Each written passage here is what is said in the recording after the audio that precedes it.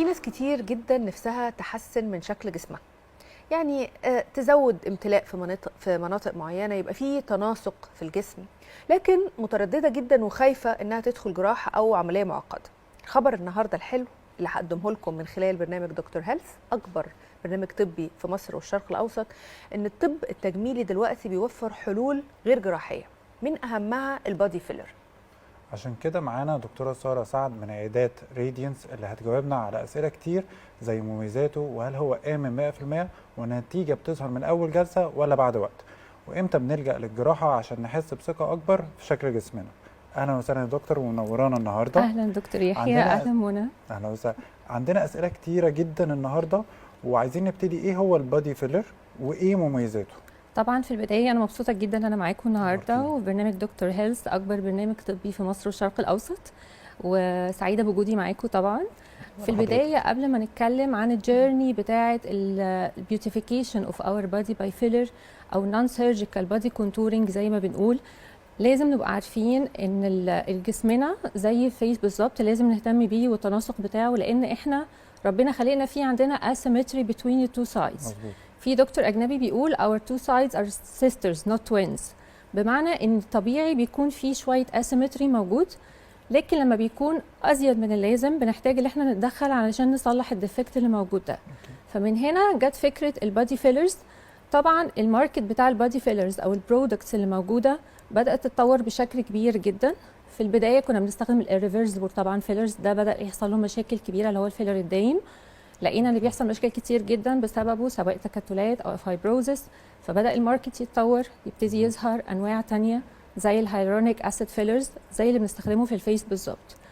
لكن الفرق ما بينهم ان المولكيولار ويت او التكوين الجزيئي بتاع الاثنين بيكون مختلف. بالنسبه للبادي فيلرز بيكون التكوين الجزيئي بتاعه عالي شويه عشان يقدر يدينا الفوليومايزيشن او الريشيبنج اللي احنا محتاجينه. طيب يا دكتور، الامان، فكره ان حد هيحقن حاجه في جسمه، احنا كلنا متعودين على الفيلر بتاع الوش، انما فكره ان احنا نحقن ماده في جسمنا برضو غير الوش، والماده اللي بتتحقن دي ايه مدى السيفتي؟ طبعا ده سؤال مهم جدا، لان السيفتي هي اللي ليها برايورتي عندنا. مش اي ماده هتتحقن في جسمنا، ومش اي دكتور يقدر يحقن ماده في جسمنا، لازم دكتور يبقى ويل كواليفايد، عارف هو بيحقن في الليفل الصح، البرودكت الصح، بالتكنيك الصح، عشان نوصل للريزلت اللي احنا محتاجينها في سيفتي تماما من غير اي مشاكل. واللي بيحسن ده ان احنا دلوقتي بنستخدم مواد ريفرسبل، يعني الهيالورونيك ممكن تدويبها. اكيد تمام. دلوقتي بقى في تكنولوجي اللي احنا بنستخدم الهيالورونيك اسيد مع كمان البايوستيميوليتورز، فدي ميزتها ان دي حاجات ريفرسبل، يعني بعد وقت معين سي اب تو سنه لسنه ونص بيبتدي يحصل ان الجسم نفسه بيمتصها بطريقه ناتشرال، فدي مفيش منها خوف تماما زي الفيس فيلر بالظبط. طيب دكتور، ينفع في كل مكان في جسمنا ولا اماكن معينه بس؟ البادي فيلر كان بي انجكتد ات اني سايت، يعني احنا ممكن نحقنه في اي مكان، بس هنتكلم عن الاماكن اللي بتبقى مطلوبه اكتر.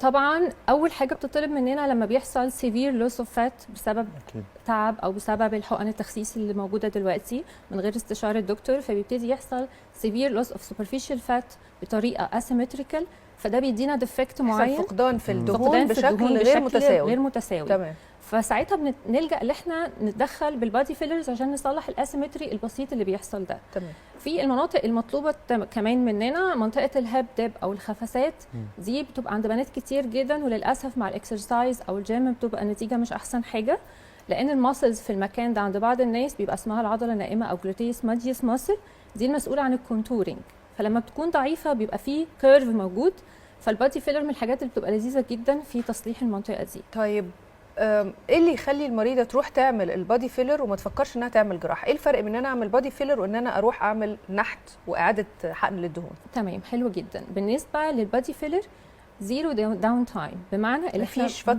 فتره ريكفري او استشفاء. احنا بنعمل السيشن في كلينيك في 15 دقيقه او 30 دقيقه بالكتير، بنقدر نمارس حياتنا بشكل طبيعي جدا، مش محتاجين ان احنا يبقى في وقت طويل نقعد فيه عشان نمارس حياتنا. مفيش سكارز بتاعه مفيش العمليات، اثار للجرح، مفيش مفيش اثار للحقنه اللي مفيش داخله. خطوره الجراحات سواء تخدير، في ناس بيبقى عندها كونتر انديكيشن او ممنوع التخدير، وفي ناس ما عندهاش دهون كافيه انها تحقن بيها. بالظبط مفيش صح يا دهون دكتور؟ كافيه ان احنا نعمل بالظبط. لايبوسكشن ونحقن، بالظبط. وبيبقى ديفكت بسيط، فاحنا بنقدر ببساطه جدا بادي فيلرز اللي احنا نظبط الموضوع ده. طيب بالنسبه للحته المهمه جدا، مناسب لكل الناس ولاي مشاكل صحيه، ولا ناس ما ينفعش ان احنا نعمل معاهم البادي فيلر؟ تمام، هو البادي فيلر زي ما اتفقنا هو الهيرونيك اسيد، ففي بعض الانديكيشن لناس اللي احنا مش بنحب قوي نعملهم سواء اي اجراء مش بادي فيلر بس في البريجننسي واللاكتيشن، الحمل والرضاعه. تمام. او لو حد عنده مشاكل مناعيه في جسمه، فبالتالي اي ماتيريال هنحقنها يبتدي الجسم يكون انتي بوديز او مواد مضاده ليها، فبالتالي مش احسن حاجه، لكن كتوتالي بيبقى سيف جدا، بنحقنه من اي سن من العشرينات، ما عندناش مشكله، بس اهم حاجه نبقى مطمنين ما عندناش اي امراض مناعيه. طيب هي خلاص حقنت ومبسوطه جدا بقى بالنتيجه أكيد. وطايره من الفرحه لانها ما دخلتش عملت عمليه وما حقنت ما شفطتش وحقنت. هل بقى لازم تفضل متابعه مع الدكتور؟ وهل النتيجه اللي هي عايزاها ممكن توصل لها من سيشن واحده، يعني مره واحده تحقن وخلاص، ولا بتعملوها جراديوال؟ وبعد ما حقنت ومبسوطه هل لازم تفضل تجي لحضرتك كل فتره تتابع؟ تمام، على حسب، انا لما بشوف البيشنت بنحدد احنا هنستخدم اي ماتيريال وعلى حسب المكان اللي احنا هنحقنه. في بعض الناس تحتاج هيرونيك اسيد اونلي، يعني بنحتاج ان احنا نحقن هيرونيك اسيد بس. في بعض الناس بيبقى الكواليتي بتاعت الجلد نفسها مش احسن حاجه، فبنعمل ميكس حلو جدا ما بين الهيرونيك اسيد والكولاجين باي ستيموليترز اللي هي وظيفتها تجديد خلايا البشره على المدى الطويل. في نفس السيشن؟ في نفس السيشن احنا بنعمل ميكس ما بين الكولاجين باي ستيموليترز زي البوليلاكتيك اسيد والهيرونيك اسيد، فاحنا بنحصل على الانستنت ريزلت بتاعت الهيرونيك اسيد في الفوليمايزيشن، واللونج لاستنج ريزلت بتاعت الكولاجين باي ستيموليترز اللي احنا بنحفز خلايا الكولاجين على المدى الطويل. فساعتها ما بنحتاجش ان احنا نحقن على فترات قريبه، يعني ممكن نوصل لسنه ونص او سنتين. لو محتاجه في النص ان هي تزود الفوليمايزيشن او حاسه ان هي محتاجه تزود شويه الكونتورنج، نقدر نعملها مفيش مشكله خالص. ده بالنسبه للوقت اللي بياخده الفيلر. طيب هي حاسه ان في بعد وقت معين الفيلر مش حاباه وحابه تدوب، مفيش مشكله خالص. لما نتابع بشكل دوري مش هنحتاج الكميه اللي احنا حقناها اول مره، فالمتابعه المستمره مش على المدى قريب، على المدى البعيد بتحسن معانا الكواليتي بتاعت الجلد بلس الفوليمايزيشن او الكونتورنج بتاعنا. هو اي حد بيعمل اي اجراء طبي عند دكتور لازم يكون طول الوقت على متابعه مع الدكتور. بشكرك جدا يا دكتور، نورتينا. ميرسي يا دكتور يحيى، اتشرفت بوجودكم. لسه في فقرات في دكتور هيلث، خليكم معانا.